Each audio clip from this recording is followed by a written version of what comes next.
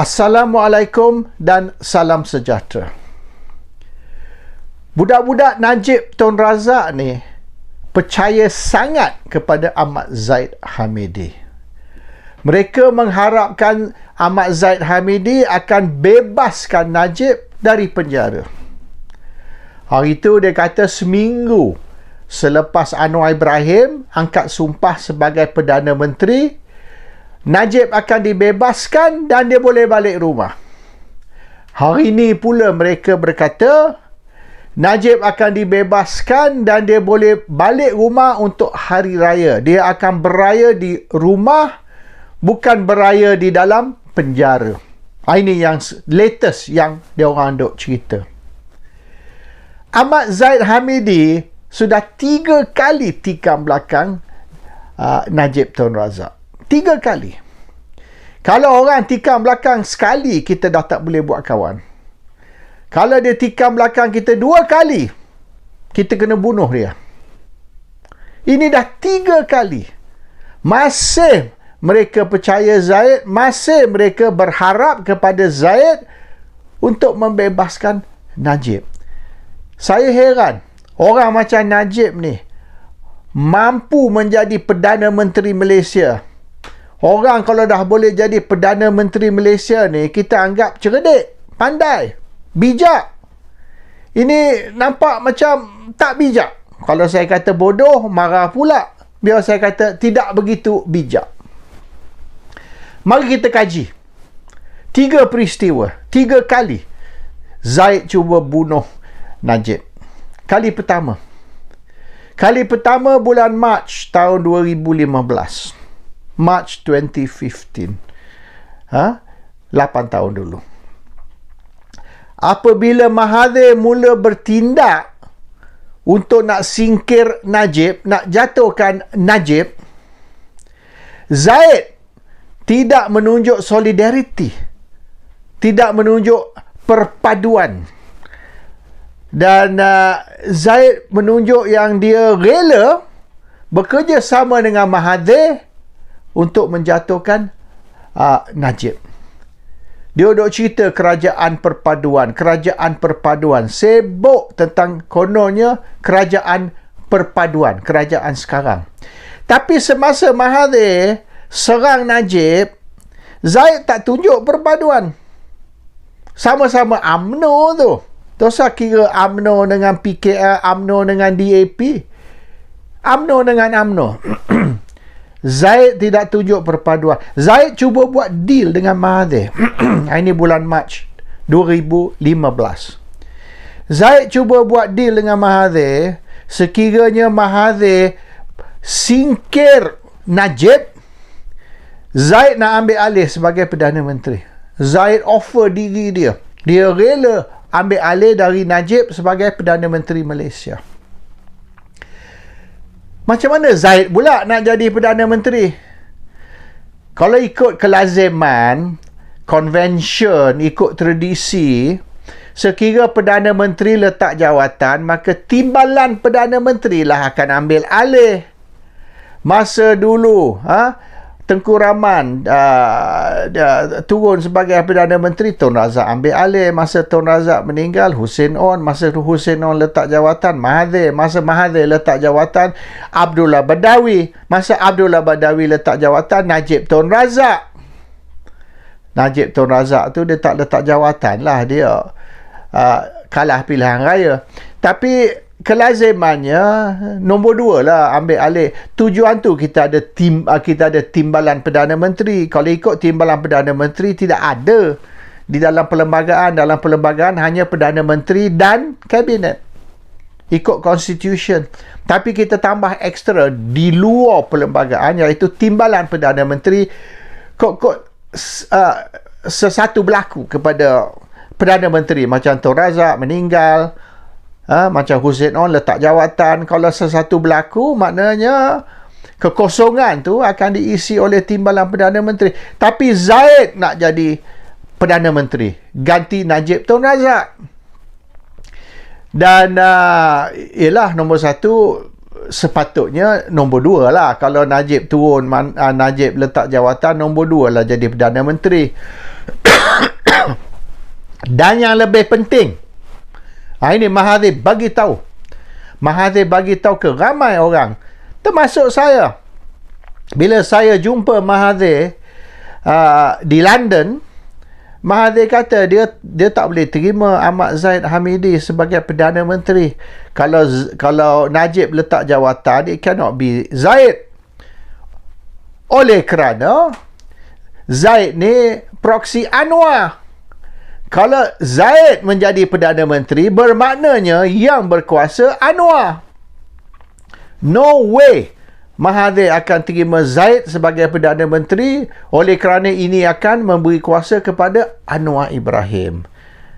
Dan juga satu lagi sebab, walaupun ini bukan undang-undang lah, hanya convention ataupun ikut tradisi, iaitu nombor 2 lah sepatutnya ambil alih kalau nombor 1 turun, nombor 1 letak jawatan. So memang Mahathir tolak Zahid. Tolak Zahid oleh kerana Mahathir tak mau Anwar. Dan kalau lantik Zahid sebagai Perdana Menteri, samalah macam lantik Anwar. So bila Zahid ditolak, rancangan Zahid ialah dia nak langkah Muhyiddin Yassin. Maknanya Najib turun, Najib letak jawatan, Najib dipaksa letak jawatan.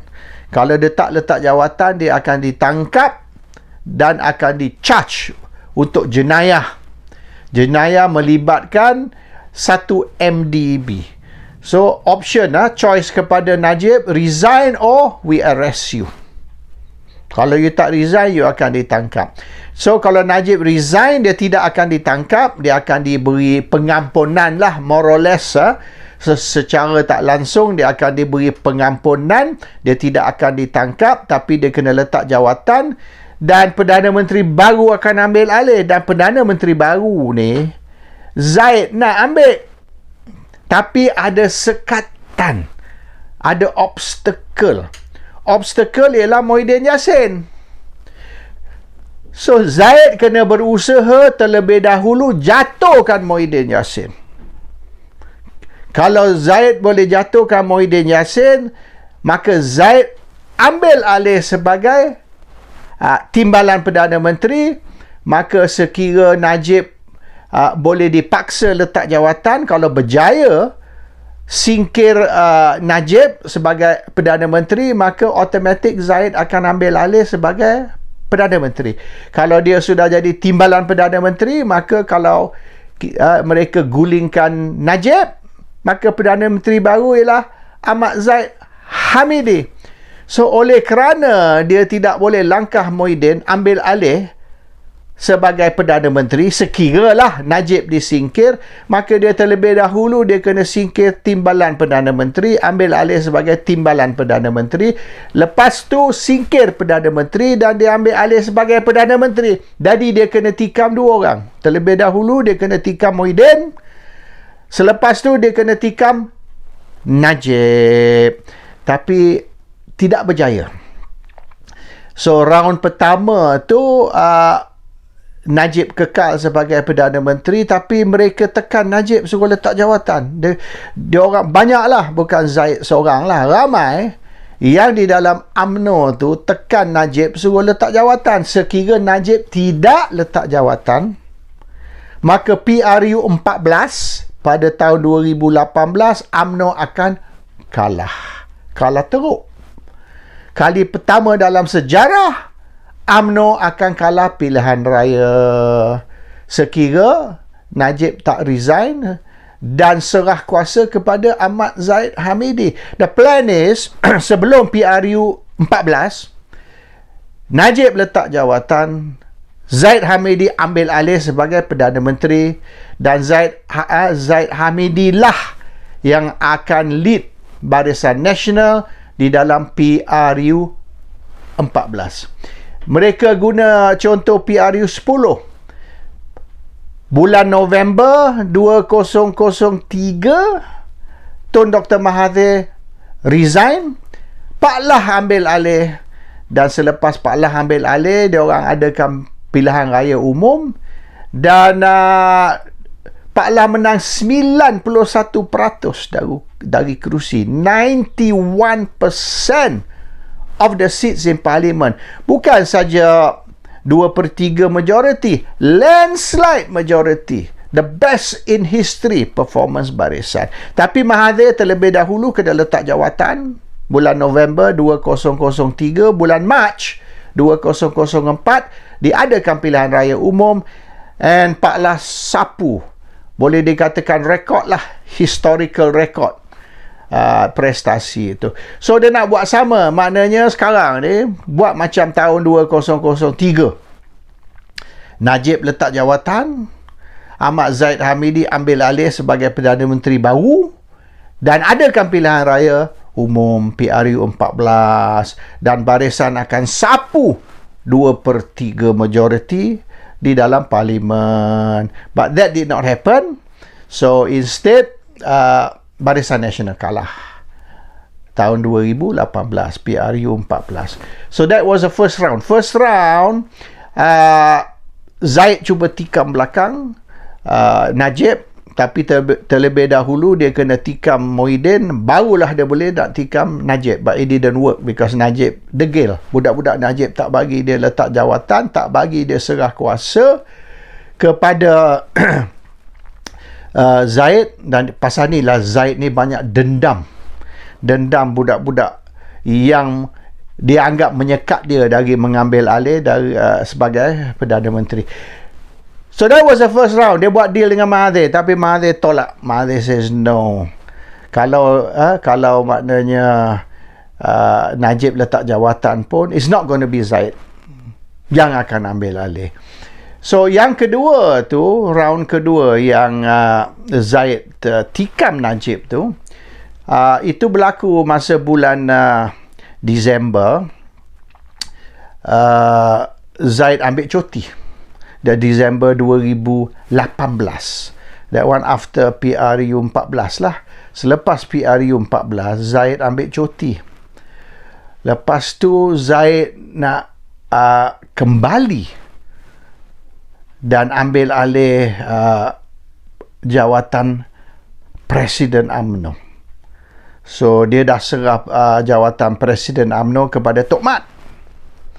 So Zahid tahu kalau dia nak selamat, kalau sebab ini kes court case ni banyak ni, dia akan menghadapi perbicaraan di dalam mahkamah, rasuah, salah guna kuasa dan sebagainya.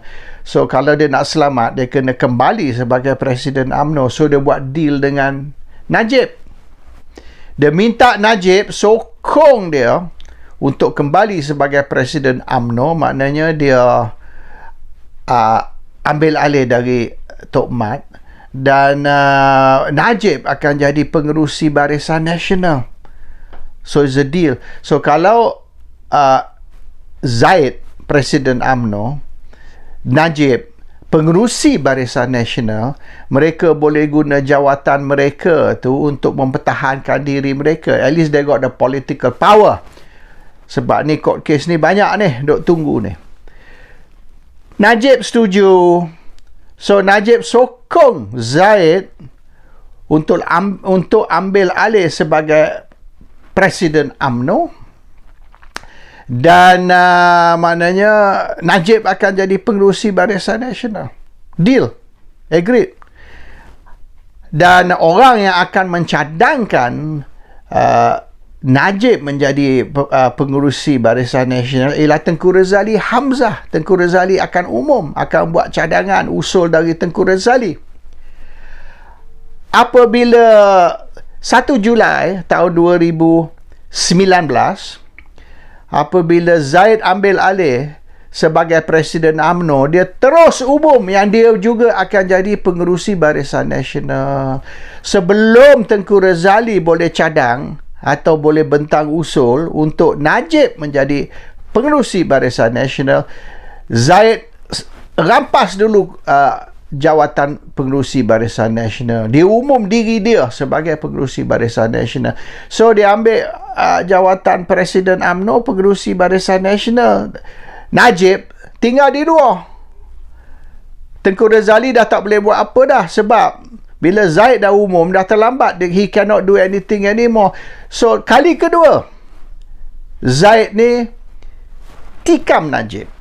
Sepatutnya Najib pengerusi Barisan Nasional, tapi Zaid rampas kuasa sebagai pengerusi Barisan Nasional. MCA pun tak puas hati. MCA cadang yang Zaid ni letak jawatan sebagai pengerusi Barisan Nasional, tapi ialah Zaid dia nak pegang dua, Presiden UMNO, pengerusi Barisan Nasional. Jadi Zaid ni, Najib ni kesian lah, duduk di luar tanpa kuasa, dan kita tahulah akhirnya apa berlaku kepada Najib. Second time, kali kedua, Zaid tikam belakang Najib.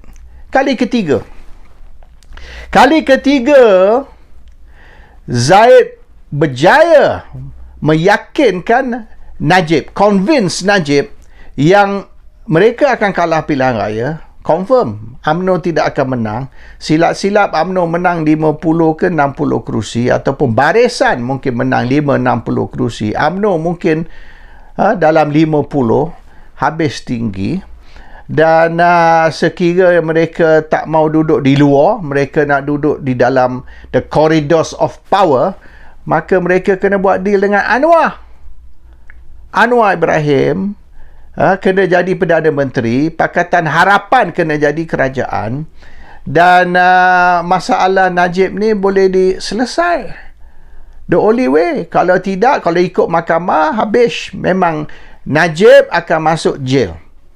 Kalau ikut perbicaraan, no way, tak ada harapan makna Najib nak menang. Kena melalui saluran political punya proses. So maknanya dia orang akan sokong Pakatan Harapan dan akan sokong Anwar Ibrahim sebagai Perdana Menteri. Dan ini ialah cara Najib akan selamat. Dan budak-budak Najib pun umum, bila bentuk saja kerajaan baru, seminggu Najib akan balik rumah. 1 week. Ini sudah deal dah. Pasal tu budak-budak Najib ni yakin. Mereka mengumumkan yang seminggu selepas bentuk kerajaan baru, seminggu selepas Perdana Menteri baru angkat sumpah, maka Najib will go home. Confident, sebab ini deal yang telah dibroker, which was brokered by Zaid. Tapi selepas pilihan raya, selepas UMNO dan Barisan menyokong Anwar sebagai Perdana Menteri, everything yang dijanji tak jadi, satu pun tak jadi. Jadi sia-sia Najib setuju dengan plan Zaid untuk menyokong Pakatan Harapan sebagai kerajaan, menyokong Anwar sebagai Perdana Menteri, dan janji bahawasanya inilah cara, inilah jalan untuk menyelesaikan masalah Najib. Akhirnya pembohongan. Dan Najib kali ketiga kena tikam oleh Zaid. Third time Zaid tikam belakang Najib. Tapi sekarang, hari ini masih lagi dia orang bergantung kepada Anwar dan Zaid, iaitu Zaid dan Anwar akan membantu membebaskan Najib. Dan benda ni akan berlaku sebelum raya. Dalam 2-3 minggu ni, dan 2-3 minggu ni selesai pengampunan untuk Najib. Najib balik rumah dan Najib akan beraya kat rumah tahun ini. Ini deal yang telah dibuat di antara Zaid dengan Anwar Ibrahim. So we shall see dalam 2-3 minggu lagi, betul ke tidak Zaid dan Anwar dia punya deal. Najib akan bebas melalui pengampunan dari Agong, dan Najib akan balik rumah, dan tahun ni Najib akan berhari raya di rumah dia. Kalau tidak, bermaknanya that will be the 4th time yang Zaid tikam belakang Najib. Kalau Najib beraya, berhari raya dalam penjara, bukan di rumah, bermaknanya kali keempat. Dan mengikut Cina, 4 is mati, 4 is die. So bermaknanya this is the 4th time yang Najib akan ditikam belakang, dan kali ini The fourth time, China kata kali keempat, you mati terus. You tak ada harapan nak hidup balik. So, itulah cerita. Sudah 3 kali Zaid tikam belakang Najib. 3 peristiwa. Ada dalam surat khabar. Boleh baca semua ni. Online memang ada cerita tentang all these issues ni. Ini bukan rekaan atau spekulasi. Ini history. Sejarah. Benda yang telah berlaku.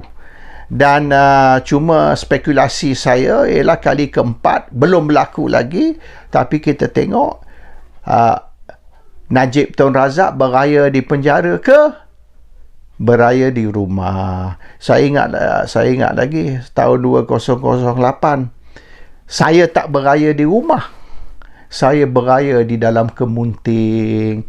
Dan tahanan-tahanan lain semua masa hari raya tu dia orang boleh melawat, the detainees di kemunting, dan keluarga boleh duduk di taman, boleh bermesra. Saya tidak dibenar. Saya kena duduk di belakang cermin, dan isteri dan anak saya melawat saya, tak boleh sentuh. Cannot touch me. They got to look at me dari belakang cermin 45 minit sahaja, bercakap melalui telefon.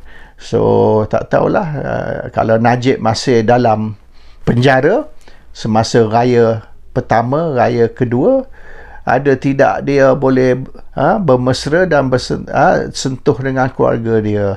Tapi soalan dia, whether he's going to be home or he's going to be in prison. Ini yang mengikut budak-budak Najib sedang diurus, being arranged for Najib to go home for Hari Raya. Good luck to you.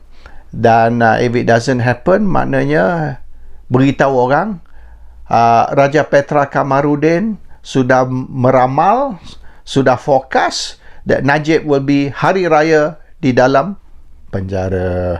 Assalamualaikum. Salam sejahtera.